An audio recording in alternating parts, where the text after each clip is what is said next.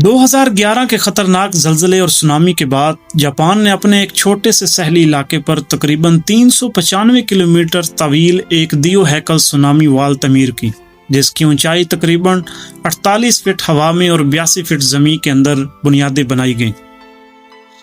اس کا صرف ایک ہی مقصد تھا کہ آنے والے دنوں میں اپنی عوام کو قدرتی آفات سے بچایا جا سکے، مگر جاپان نے صرف اس دیوار پر انحصار نہیں کیا، اس کے ساتھ ساتھ ایک عظیم فورسٹ وال بھی بنایا جس میں 98 لاکھ درخت لگائے گئے۔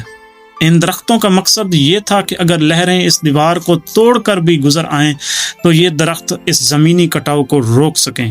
یہ ہوتی ہیں حکومتیں اور ان کے مضبوط وین، جو آنے والی نسلوں کی حفاظت کو بھی اپنا فرض سمجھ کر نبھاتی ہیں اور ان کی سلامتی کو یقینی بناتی ہیں۔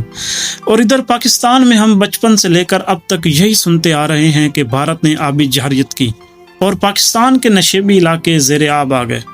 کتنے ہی لوگوں کی زندگیاں لقمہ اجل بن گئی اور نہ جانے کتنی ہی ماؤں نے اپنے لخت جگر پانی میں بہا دیے، کتنے ہی گھروں کے گھر اجڑ گئے، زندگی بھر کی جمع پونجی اور مویشی پانی اپنے ساتھ بہا لے گیا۔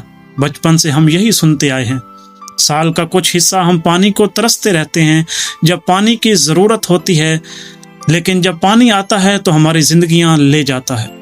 کتنے سال گزر جانے کے باوجود بھی ہمارے پاس ڈیم، ریز سروائیور اور فلڈ مینجمنٹ سسٹم کیوں نہیں ہے؟ آخر ہمیں کب تک یہ قربانیاں دینی ہیں اور ہم کب تک یہ سنتے رہیں گے کہ بھارت نے آبی جارحیت کی؟